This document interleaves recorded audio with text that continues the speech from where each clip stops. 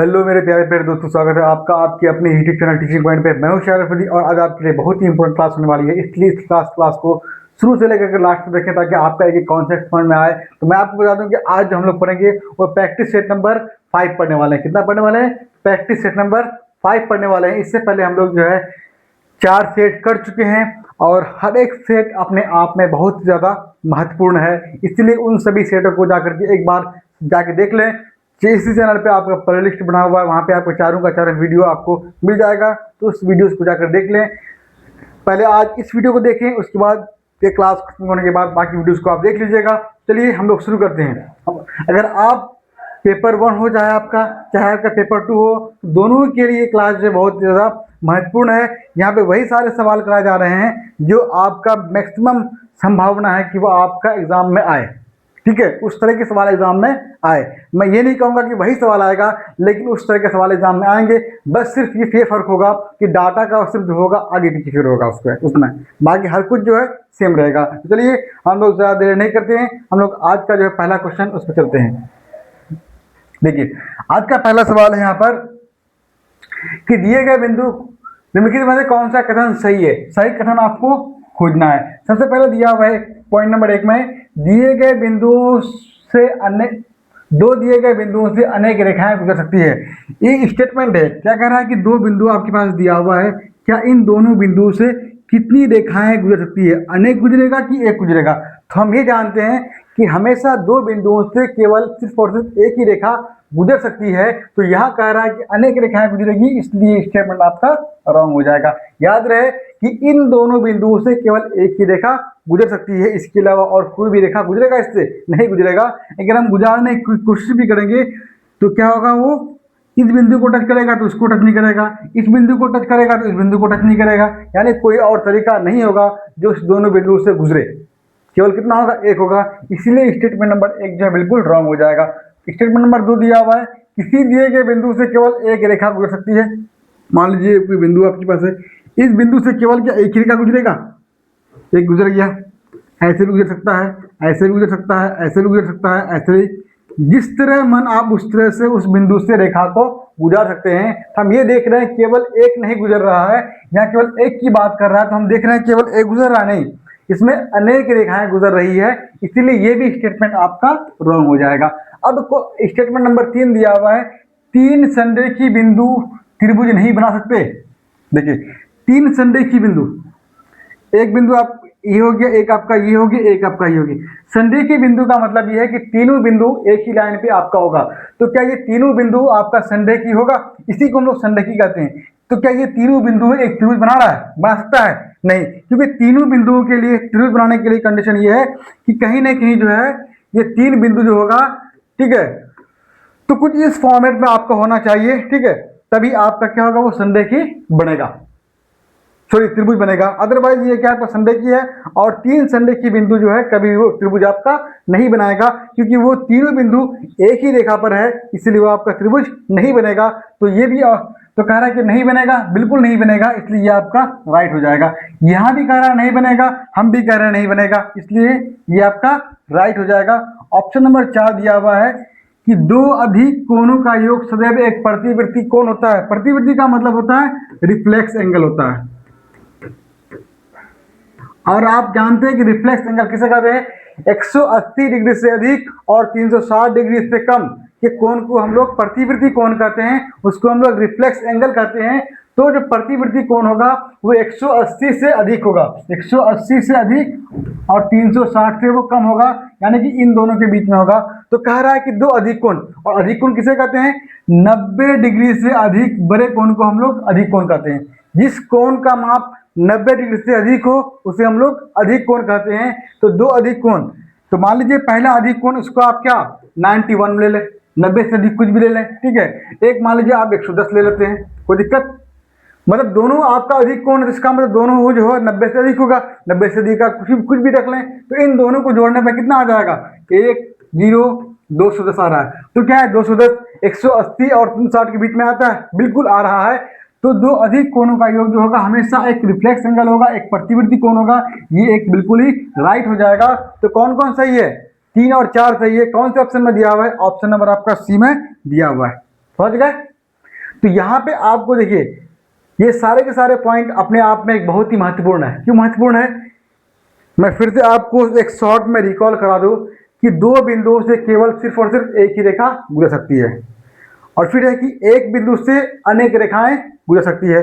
और प्रतिवृत्ति कोण किसे कहते हैं कि 180 से अधिक और 360 से कम के कोण को हम लोग प्रतिवृत्ति कोण कहते हैं। उसके बाद आपका एक पॉइंट और है त्रिभुज, कि देखो तीन संरेखी बिंदु, संरेख का मतलब क्या, एक ही रेखा पर अगर तीनों बिंदु हो तो वो कभी त्रिभुज बनाएगा नहीं बनाएगा, इसीलिए क्या हो जाएगा, वो त्रिभुज नहीं बना सकता है। तो ये चीजें आपको ध्यान में रखना है, ठीक है। तो ऑप्शन सही कौन सा हो जाएगा, ऑप्शन नंबर 6 का राइट आंसर हो जाएगा। चलिए अगला क्वेश्चन देखते हैं। अगला क्वेश्चन है, एक संख्या को 7 से भाग देने पर, देखिए कुछ संख्या है उसको आप 7 से भाग देने पर शेषफल 5 बचता है।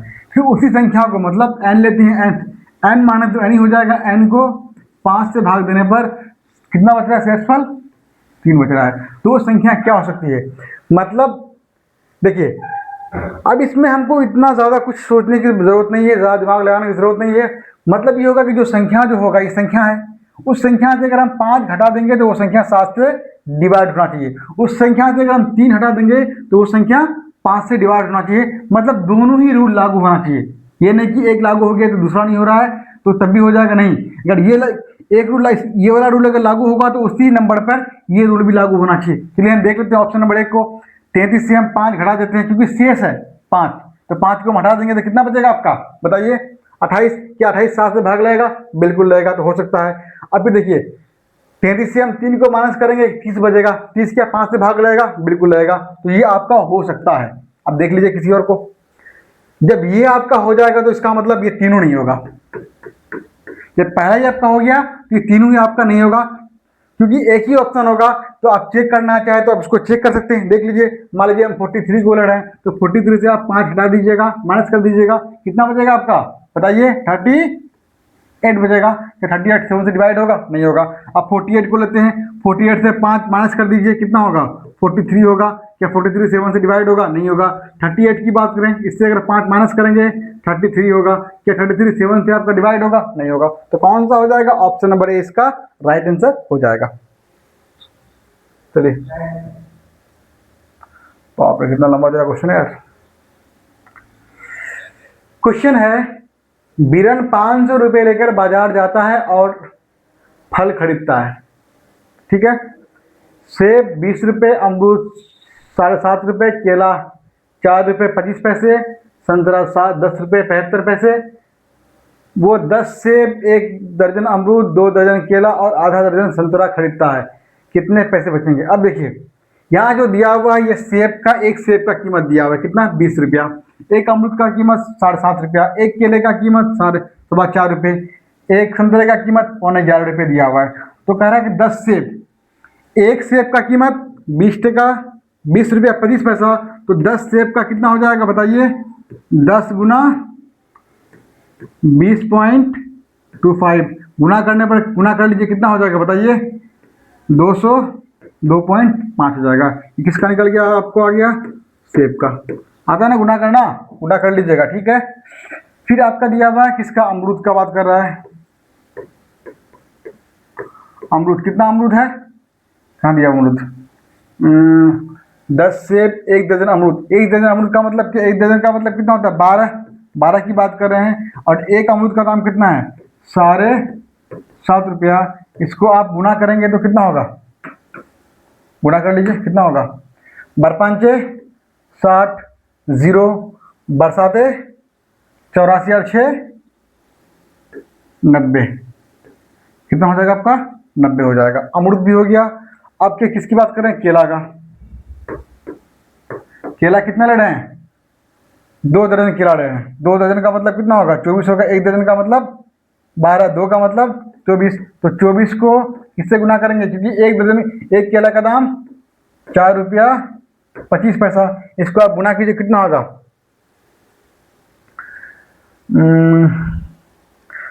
24 चौक 96। उसके बाद 24 को फिर 25 से गुना करने पर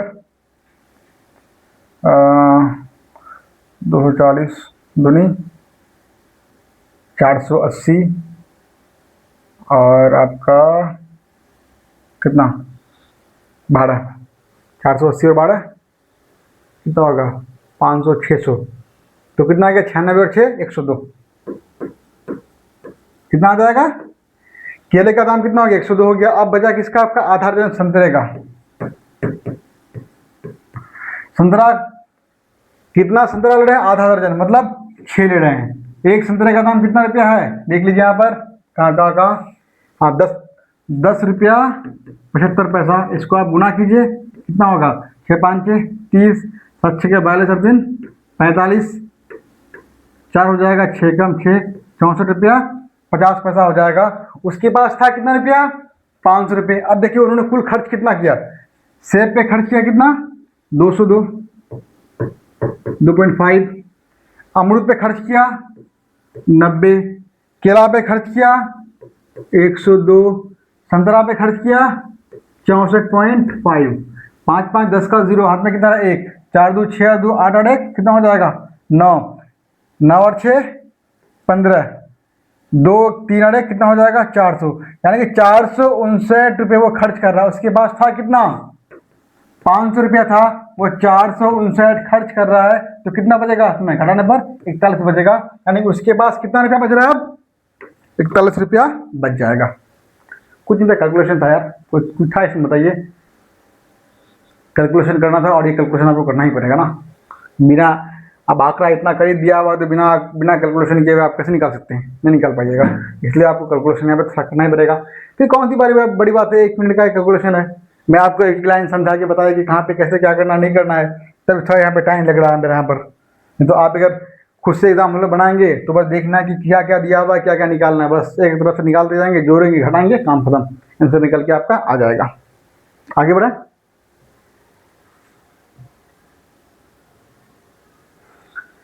अगला सवाल दिया निम्नलिखित श्रृंखला में प्रश्न चिन्ह के स्थान पर कौन सी संख्या आएगी। कौन संख्या आएगी।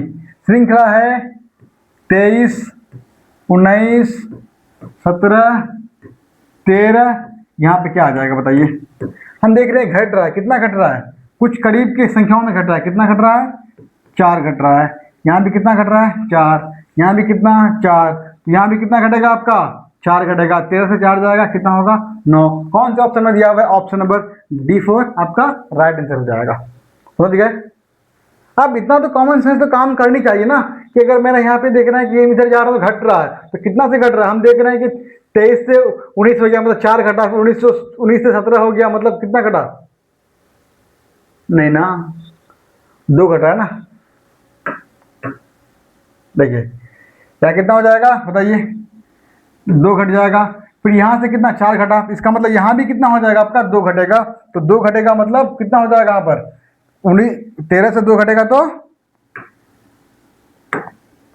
11 हो जाएगा। कौन से ऑप्शन में दिया हुआ है ऑप्शन नंबर आपका ए में दिया हुआ है। ए आपका राइट आंसर हो जाएगा। थोड़ा सा मिस्टेक हो गया ठीक है कोई दिक्कत। आसान क्वेश्चन था इसे क्वेश्चन में कुछ है नहीं कुछ जान है तो जान नहीं है। और ये सवाल आपका सीटेट में इस तरह के सवाल आपके आते हैं और पूछे भी गए इस तरह के सवाल एग्जाम में आपके। चलिए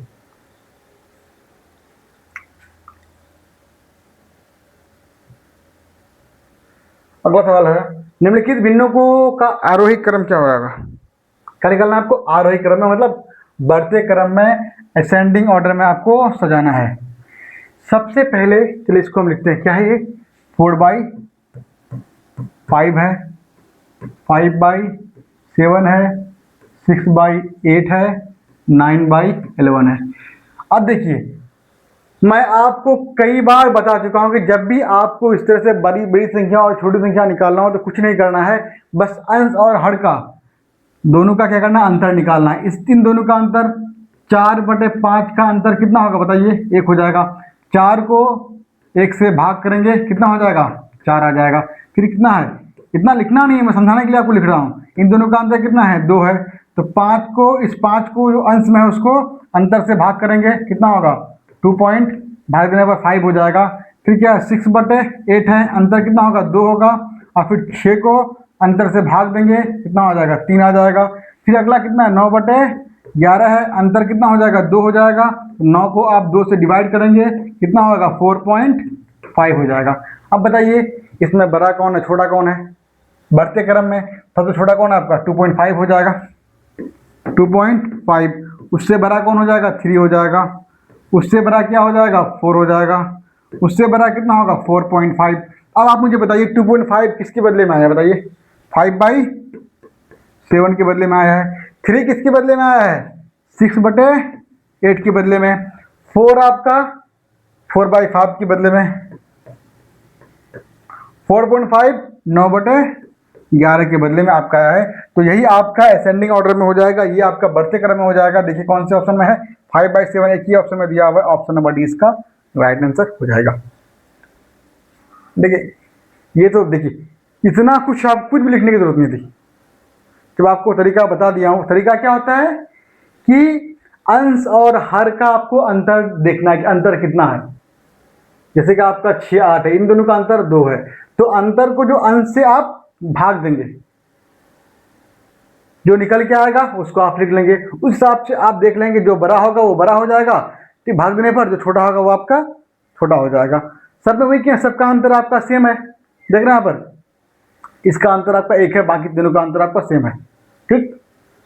लेकिन ध्यान रहे कि इसके अलावा अगर अंतर सबका सेम रहे, क्या रहे आपका, अगर सबका अंतर सेम रहे तो आप क्या करेंगे पता है, जिसका अंश बड़ा होगा वो बड़ा हो जाएगा, जिसका अंश छोटा होगा वो आपका छोटा हो जाएगा। समझ में आया कुछ नहीं आया कि जब आपको आरोही क्रम या अवरोही क्रम की बात करें, जब आप इसका अंतर निकाल रहे हैं ना, तो अंतर में जिसका अगर अंतर सबका सेम आए, जैसे 2 2 आ रहा है, सब में 2 2 आए, सब में 1 1 आए, सब में 3 3 आए, तो जिसका अंश, ये ऊपर वाला को अंश बोलते हैं ना डिनोमिनेटर, जिसका अंश बड़ा होगा वो बड़ा हो जाएगा, जिसका अंश छोटा होगा वो छोटा होगा। आप कैसे देखिए, अब इन्हीं तीनों में देख लीजिए, आपको और अलग से एग्जाम्पल देने की जरूरत नहीं है। देखिए यहाँ पर तीनों में सबका अंतर सेम है।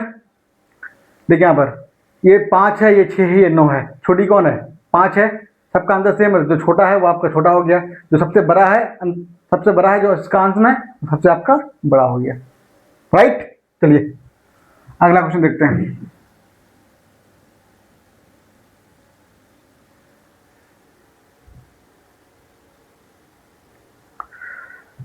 अगला क्वेश्चन आपका क्या है देख लीजिए। निम्नलिखित में से कौन से कथन सत्य है। 2 दिए गए बिंदुओं से होकर कई रेखाएं गुजर सकती है। पहला वाला क्वेश्चन है 2 बिंदुओं से केवल एक ही रेखा गुजरेगा, गलत है। कि एक दिए गए बिंदु से होकर केवल एक ही रेखा गुजरेगा, नहीं, अनंत रेखा गुजरेगा, जितना मन उतना गुजार लो।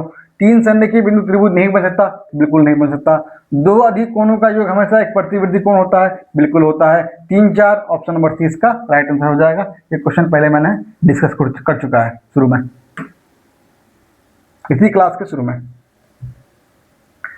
अब देखिए अगला क्वेश्चन देखिए, पैटर्न का मान ज्ञात कीजिए, यानी कि ये पैटर्न कुछ दिया हुआ, इस पैटर्न ये जो आपका साइन का निशान है, ठीक है, पार्ट का, ये यहाँ पे क्या हो जाएगा। अब देखिए आप जब 1 गुना 1 कर रहे हैं 1 आ रहा है, 11 गुना 11 कर रहे हैं तो 1 2 1 आ रहा है, ठीक है। 3 बार 111 को 111 से गुना कर रहे हैं तो 1 2 3 2 1 आ रहा है। आप क्या देख रहे हैं यहाँ पे, देखिए यहाँ पे जितना आपका 1 आ रहा है उसको आप 1 को उतना काउंट तक आगे बढ़ाएंगे। मतलब जैसे यहाँ देखिए 1 1 1 गुना 1 1 1 आया है, कितना तक आपका है 3 बार 1 है तो 1 लिखेंगे, 2 लिखेंगे, 3 लिखेंगे, उसके बाद इसको घटा देंगे। कैसे घटाएंगे, 3 के बाद क्या आता है 2 आता है, फिर 1 आता है, समझ गए। अगर 1 1 1 1 1 यहाँ पे हो गया 5 बार, 1 2 3 4 5, कितना बार है 5 बार, तो लिखेंगे 1 2 3 4 5, इसके बाद 4 3 2 1, यानी इसको आप अगर गुना कीजिएगा तो इतना प्राप्त हो जाएगा, इसको गुना कीजिएगा तो इतना प्राप्त होगा, होता ना। 1 को 1 से गुना कीजिएगा तो 1 ही होगा, 11 को 11 से गुना करते हैं तो 121 आता है, 111 को 111 से गुना कीजिएगा तो 12321 आएगा। तो यहाँ पर जो क्या कह रहा है, तो ध्यान रहे कि इस तरह की गुणाओं में आप क्या देखेंगे कि जितना 1 दिया हो रहेगा पहले उतना तक आप 1 को आगे बढ़ाते जाएंगे, 1 2 3 उतना संख्या तक लिखेंगे। उसके बाद जितना 5 तक रहेगा तो 5 तक लिखेंगे, 6 तक रहेगा 6 तक लिखेंगे, फिर उसके बाद जो है 6 के बाद उसको घटाते हुए 1 तक लेके जाएंगे। तो यहाँ भी सब में वही हो रहा है। यहाँ पे कितना संख्या है, 5 है, यहाँ भी 5 है। कहाँ तक लिखेंगे, 1 से लेकर के 1 2 3 4 5 तक लिख देंगे। उसके बाद फिर 5 के बाद इसको घटा देंगे, 5 4 3 2 1, ये इसका आंसर हो जाएगा। कौन सा ऑप्शन में दिया हुआ है, 5 तक, ऑप्शन नंबर आपका सी में दिया हुआ है, इसलिए ऑप्शन नंबर सी इसका राइट आंसर हो जाएगा। तो यहाँ से एक चीज आपको और एक सीख मिली, पता क्या मिली, कि जब भी आपको इस तरह का कोई भी कैलकुलेशन रहेगा, कोई भी गुना रहेगा, तो आपको गुना करने के लिए नहीं बैठ जाना है, समझे। मतलब जितना एक रहेगा उतना तक 1 को लिखते जाएंगे, 1 2 3 को आगे बढ़ाते जाएंगे, फिर लास्ट में आप उसको घटाते जाएंगे, ठीक है।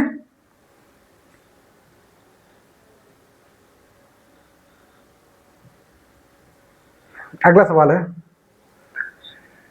सुबह 9 बजे से 4 घंटे 20 मिनट पहले क्या होगा। यानी कह रहा है कि 9 बज रहा है, 9:10 से कितना घटाना आपको, 4 घंटा 20 मिनट आपको घटाना है। अब देख रहे हैं मिनट से मिनट घटेगा, घंटा से घंटा घटेगा, लेकिन यहाँ पे हम देख रहे हैं कि 9 से 4 तो घटेगा, लेकिन 10 से आपका 20 घटेगा नहीं घटेगा। इसके लिए हम क्या करेंगे, मिनट को हम बढ़ाएंगे। बढ़ाने का मतलब यहाँ 8 घंटा से 1 घंटा कम कर, 9 घंटा है, यहाँ पे क्या करेंगे 8 घंटा करेंगे, 1 घंटा उधर, एक उधार लेंगे ना इससे। यानी कि देखिए यहाँ 10 मिनट में है, ये घंटा में है, तो इससे भाग ले, माना जाएगा नहीं। हम क्या करेंगे, एक उधार लेंगे। यहाँ से उधार लेने का मतलब ये घंटा में है और ये मिनट में है, यहाँ से जो ही एक उधार लेंगे तो एक उस पार जाएगा तो 60 बन जाएगा, 60 बनेगा ना, ये मिनट में है, 1 घंटा 60 मिनट में चेंज हो जाएगा। तो ये अब कितना हो जाएगा, 8 घंटा, बताइए कितना, 10 मिनट पहले से था, 60 मिनट चला गया तो 8 घंटा 70 मिनट हो जाएगा। अब उससे घट जाएगा, 4 घंटा 20 मिनट को आप घटा देंगे, 0 हो जाएगा, 7 से 2 गया 5 हो जाएगा, 8 से 4 गया 4, कितना बच जाएगा, 4 घंटा 50 मिनट। कौन से ऑप्शन में दिया हुआ है, ऑप्शन नंबर आपका सी में दिया हुआ है। ध्यान ये रहे आपको कि घंटा से घंटा घटता है, मिनट से आपका मिनट घटता है, लेकिन अगर आपको जिससे घटाएंगे वो छोटा हो जाए, जिसको घटाएंगे वो बड़ा हो जाए, तो वहां से उधार लेकर के आप उसको पहले सही करेंगे। फिर ये मत कर दीजिए कि एक उधार लेंगे तो 10 से 11 हो जाएगा, नहीं होगा, क्योंकि ये घंटा में है और ये मिनट में है। 1 घंटे का मतलब 60 मिनट, यहाँ 10 मिनट में है, 1 घंटा उधार लेंगे तो उसमें 60 मिनट जाके जुड़ जाएगा, तो 60 और 10 कितना हो जाएगा, 70 हो जाएगा। चलिए अगला क्वेश्चन देखिए, यदि 1500 बिस्किट का भार 9 किलोग्राम है, क्या है, 1500 बिस्किट का भार कितना दिया हुआ है, 9 केजी दिया हुआ है, तो 2200 बिस्किट का भार कितना हो जाएगा। 1500 बिस्किट का भार इतना केजी हो जाएगा, तो एक बिस्किट का भार कितना हो जाएगा, बताइए आप हमको। 9 केजी बटे 1500 निकालना है, कितने का हमको है, 2200 बिस्किट का निकालना है, तो क्या करेंगे, 9 बटे 1500 इंटू 2200 हो जाएगा, 2 जीरो से 2 जीरो आपका कैंसिल हो जाएगा, 3 त्या 9 हो जाएगा, 5 त्या 15 हो जाएगा, 22 त्या कितना हो जाएगा, 22 और 3 66 बटे 5 भाग देंगे तो कितना होगा, 13 5 6 65, एक बचेगा 0, 5 दूनी 10, कितना आ जाएगा, 13.2 आ जाएगा, 13.2 किलोग्राम। 13.2 किलोग्राम का मतलब 13 किलोग्राम 200 ग्राम। कौन सा ऑप्शन में दिया हुआ है, ऑप्शन नंबर आपका बी में दिया हुआ है, समझे। कोई दिक्कत है क्या, बताइए बउआ लोग। आसान तो क्वेश्चन था सब, तो क्वेश्चन में को जान है जी, और इस तरह का सवाल आपके सीटेट में आते हैं, और आप लोग सीटेट में कुछ नंबरों से छूट जाता है, और वजह क्या होती है, बस वही मैथ। इतना आसान सवाल आता है, बस ये कि कॉन्सेप्ट जो है थोड़ा सा क्लियर होनी चाहिए। आसान तो उसी के लिए होता है जो पढ़ता है। अगर आप पढ़िएगा नहीं, डायरेक्ट फॉर्म भर लीजिएगा और डायरेक्ट एग्जाम देने जाइएगा, तो फिर एक बार में क्या 5 बार में भी सीटेट नहीं निकलेगा। अब देख लेना कुछ सालों से कि सीटेट जो अपना जो स्टैंडर्ड है थोड़ा बढ़ा रहा है, तो स्टैंडर्ड बढ़ा रहा है तो आपको अपना तैयारी भी थोड़ा बढ़ाना पड़ेगा। और तैयारी बढ़ाने का मतलब क्या है, मैथ वगैरह, इसमें खास सब्जेक्ट क्या मैथ है, अगर आपका सब्जेक्ट मैथ और साइंस है तो सीडीपी वगैरह क्या क्या आप पढ़ते हैं, और तो कितनों मतलब कि अगर आपका सोच डेवलप है, ठीक है, आप चीज़ों को समझते हैं, तो कोई दिक्कत नहीं, आप आसानी के साथ सीडीपी कर सकते हैं, बन जाएगा। पेडागोजी वगैरह इस सब्जेक्ट में आता है तो भी आपसे बन जाएगा, लेकिन जी मैथ को जो बनाने की बात आती है तो यहाँ पे आपको बनाना पड़ेगा, तभी आपका हो पाएगा। ठीक, चलिए आगे बढ़ते हैं। अगला क्वेश्चन है, 180 मीटर लंबी एक ट्रेन 72 किलोमीटर प्रति घंटा की गति से चल रही है। एक मिनट रुके तो फोन कर रहा है।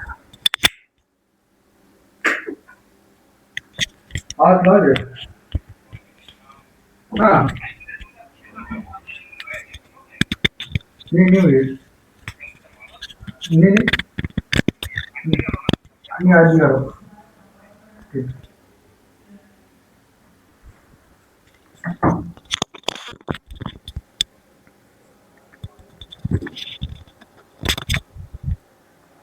अब देखिए यहाँ पर सवाल है कि 180 मीटर लंबी एक ट्रेन 72 किलोमीटर प्रति घंटा की गति से चल रही है, वो 270 मीटर लंबे पुल को पार करने में कितना समय लगेगी। देखिए एक ट्रेन की अपनी लंबाई है कितना, 180 मीटर, और किसको, एक पुल है, एक पुल को पार कर रही है, तो पुल की लंबाई दिया हुआ है 270 मीटर। तो कह रहा है कि और ट्रेन का स्पीड दिया हुआ है 72 किलोमीटर प्रति घंटा। तो आपसे मांगा क्या है, समय, मतलब आपसे टाइम मांगा है। अब देखिए इस पुल को पार करने का मतलब क्या होगा कि यहां पे ट्रेन का मान लीजिए उसका इंजन है, समझे, तो जब यहां से वो चलना शुरू करेगा, इस पुल का स्टार्टिंग पॉइंट यहां है, यहां से जब वो आगे बढ़ना शुरू करेगा, इंजन आपका यहां पे आएगा, मान लीजिए यहां पे आ गया, तो जब इसका इंजन का जो पीछे वाला डिब्बा है जब तक नहीं यहां तक आएगा तभी तो आप बोलिएगा कि पूरा का पूरा ट्रेन पुल को पार कर गया। ट्रेन का इंजन यहां पर है और लास्ट डब्बा आपका यहां पर है, तो जब लास्ट डब्बा आपका पुल के लास्ट बिंदु तक आएगा तभी तो आप बोलेंगे कि पूरा ट्रेन जो है उस पुल को पार कर गया। सिर्फ इंजन पार करने से तो नहीं होगा, पूरा का पूरा ट्रेन पार करना होगा। तो जब इंजन यहाँ पे था, ठीक है, तो अब इंजन इसको पुल को पार कर गया, इसका मतलब ये पुल को तो पार किया ही, साथ में जो है ये अपना जो लंबाई है, जो इंजन की लंबाई या ट्रेन की लंबाई 180 मीटर है, उसको भी तो पार करेगा वो। तब तो नहीं कुल लंबाई कितना हो जाएगा, 180 हो जाएगा प्लस 270, मतलब कितना होगा, 450 मीटर उसको दूरी ट्रेवल करना पड़ेगा।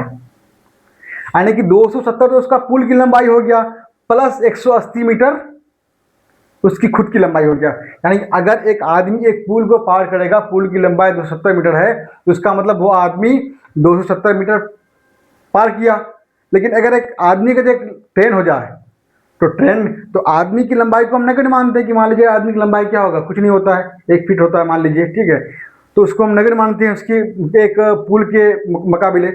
यहाँ पर जो आपका ट्रेन है, तो लेकिन ट्रेन की लंबाई 280 मीटर है, तो वो तो उस पुल को पार करेगा ही, तो पुल को पार करने के साथ साथ वो अपना लंबाई को ही पार करेगा। इसीलिए जब भी इस तरह का आपका सवाल आएगा कि पुल को पार कर रहा है या फिर किसी रेलवे स्टेशन को पार कर रहा है, तो आप लंबाई में ट्रेन की लंबाई के साथ साथ उस पुल की लंबाई को भी जोड़ेंगे, उस या फिर अगर प्लेटफॉर्म रहेगा तो प्लेटफॉर्म की लंबाई को भी जोड़ेंगे।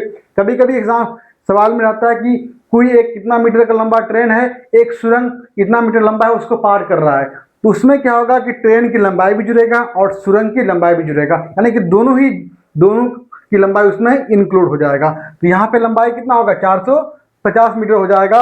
और आपको दिया हुआ चाल दिया हुआ स्पीड दिया हुआ कितना, 72 किलोमीटर प्रति घंटा। समय निकालना है तो टाइम बराबर क्या होता है पता है आपको, समय बराबर क्या होता है, दूरी बटे चाल होता है। तो दूरी कितना है 450 मीटर और आपका चाल कितना है 72 घंटा। अब देखिए फर्क क्या है, ये आपका मीटर में है 450 और ये आपका 72 किलोमीटर प्रति घंटा में है, और आपको जो दिया हुआ यूनिट है वो सेकंड में दिया हुआ है। इसका मतलब किलोमीटर प्रति घंटा को मीटर पर सेकंड में चेंज करना पड़ेगा, क्योंकि ये टाइम जो दिया हुआ वो सेकंड में दिया हुआ है। तो 72 किलोमीटर प्रति घंटा को आप मीटर पर सेकंड में चेंज करने के लिए 5/18 से क्या करते हैं, गुना करते हैं, तो क्या होगा 18 चौक 72। अब कितना आ गया 450/5 को 4 से गुना करेंगे 20 होगा, 0 0 कैंसिल, इससे इसको भाग देंगे 45 को 2 से कितना होगा 22.5 हो जाएगा, सेकेंड हो जाएगा। कौन से ऑप्शन में दिया हुआ है, ऑप्शन नंबर आपका सी में दिया हुआ है, ये आपका राइट आंसर हो जाएगा। समझ गए, मैं बताया था आपको कि किलोमीटर प्रति घंटा को अगर मीटर पर सेकंड में चेंज करना हो, उसके लिए आप जो संख्या दिया होगा उसको 5/18 से क्या करेंगे, गुना कर देंगे, मल्टीप्लाई कर देंगे। लेकिन कब, जब किलोमीटर को मीटर पर सेकंड में चेंज करना हो। लेकिन जब मीटर पर सेकंड को किलोमीटर पर सेकंड में चेंज करना हो, उल्टा देंगे, उल्टा कर देंगे, 18/5 से मल्टीप्लाई कर देंगे। ठीक है, याद रहेगा। तो यहाँ पे जो यूनिट था वो अलग अलग था, एक किलोमीटर प्रति घंटा में दिया हुआ है, एक आपका मीटर में दिया हुआ है। तो 72 किलोमीटर प्रति घंटा को मीटर पर सेकंड में चेंज करने के लिए 5/18 से गुना करेंगे, 18 से 72 कट जाएगा, 5 4 बचेगा, 5 गुना 4 20 होगा, 450/20, इसको आप भाग करेंगे तो 22.5 आ जाएगा। तो इसलिए आपका ऑप्शन जो ऑप्शन नंबर सी आपका करेक्ट आंसर हो जाएगा। राइट, कोई दिक्कत? मेरे ख्याल से कोई दिक्कत आपको नहीं होनी चाहिए। तो फिलहाल इस वीडियो में इतना ही। अगर ये वीडियो आपको पसंद आए तो इस वीडियो को लाइक कीजिएगा, चैनल को भी सब्सक्राइब कर लीजिएगा, और इससे पहले वाला जो भी आपका सेट हो चुका है उसको भी जरूर आप देख लीजिएगा। ठीक है, तो आज जो हम लोग पढ़े वो सेट नंबर कितना पढ़े, 5 पढ़े। तो अब जो है इससे पहले 4 सेट प्रैक्टिस सेट हो चुका है, उन चारों प्रैक्टिस सेट को आप बढ़िया से देख लीजिएगा, एक एक क्वेश्चन को समझिएगा, बनाइएगा, ताकि आपका सिलेक्शन इस बार सितंबर में जो एग्जाम होने वाला है वो निश्चित रूप से हो जाए, वो 100% हो जाए। तो फिलहाल इस वीडियो में इतना ही। तब तक के लिए हमको दीजिए इजाजत। थैंक यू, जय हिंद।